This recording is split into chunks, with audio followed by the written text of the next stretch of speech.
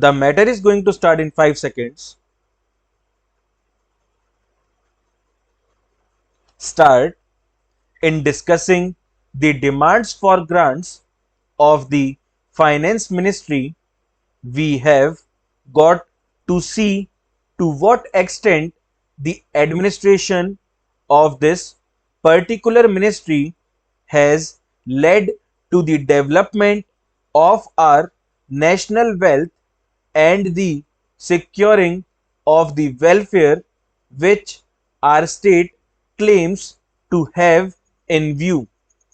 Madam, we must try to analyze very carefully the working of this particular ministry because it is not merely a department of the government, so to say, but it is the nerve center of the administration of the country.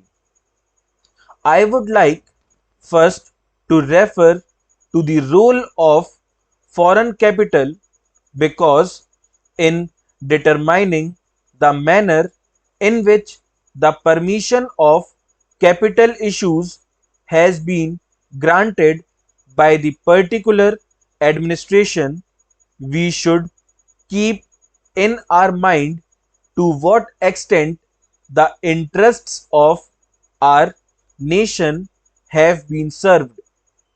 I fully endorse the statement which the previous speaker has made so far as repatriation of the investments made by foreigners of profits are concerned.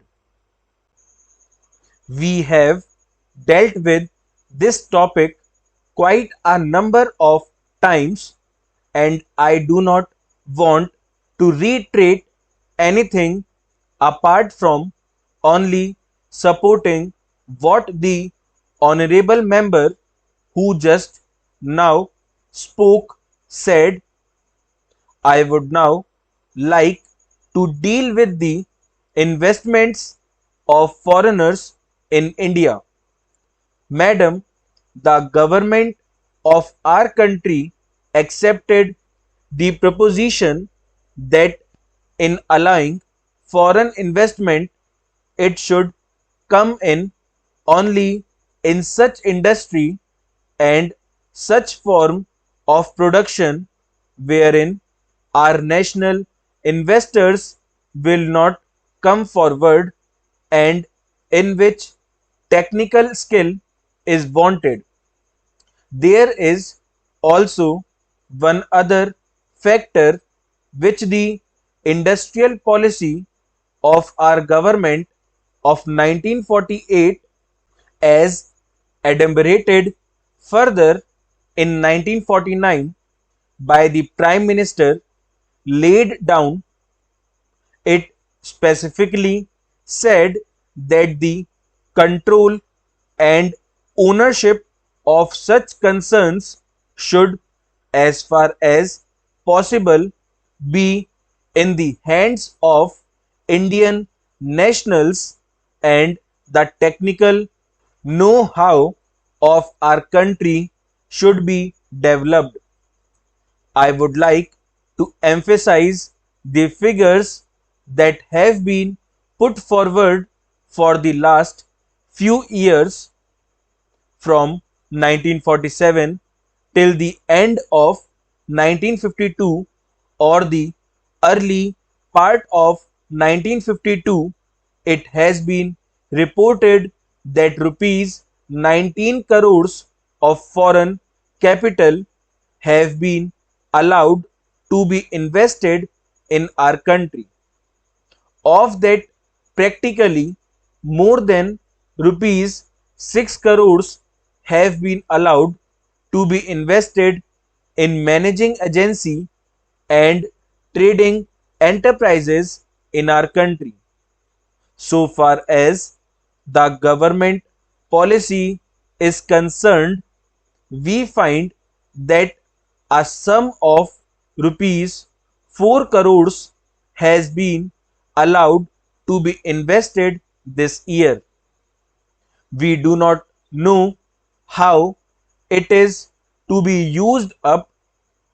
We have been told that during the period 1948-53, nearly rupees 35 lakhs have been allowed to be invested in textile machinery and generally in the textile industry.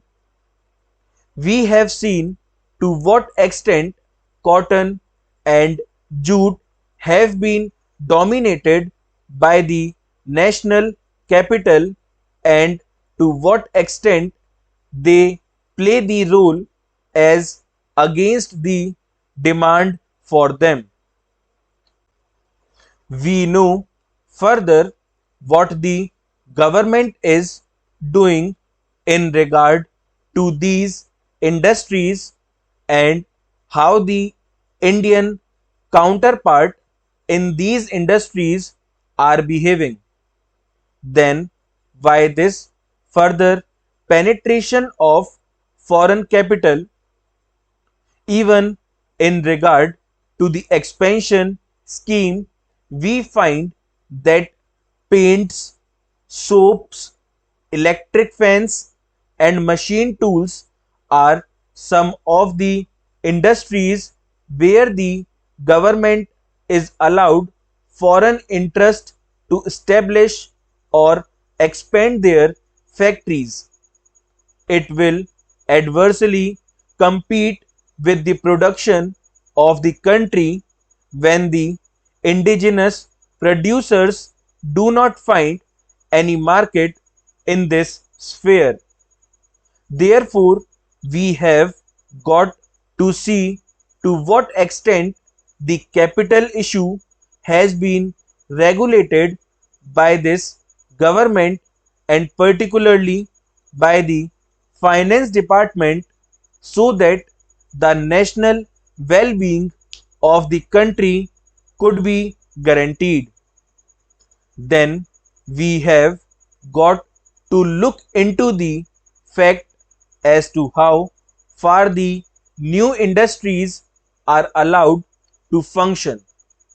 So far as the oil refineries are concerned, some of them have been established and some more are going to be established very soon. In the control of the administration, the Indians have no share. There are only preference shareholders and they have no voice in the management. So far as the administrative aspect in this industry is concerned, the most important part of it is the technical know-how. They do not guarantee that they will train the Indians. That means they say even after 20 years we will have to face the problem of the know-how in respect of the oil refineries. I do not know why the government are showing softness to foreigners in this matter. Then we have another investment in collaboration with the Indian chemical industries for the manufacture of civil explosives. Here, as far as I have gathered, only 20% is going to be Indian capital. The majority of the shares will remain with the Indian chemical industries. Nobody else has been allowed to make any investment. It would have been better if other companies and private individuals had been given an opportunity to purchase the shares. Full stop.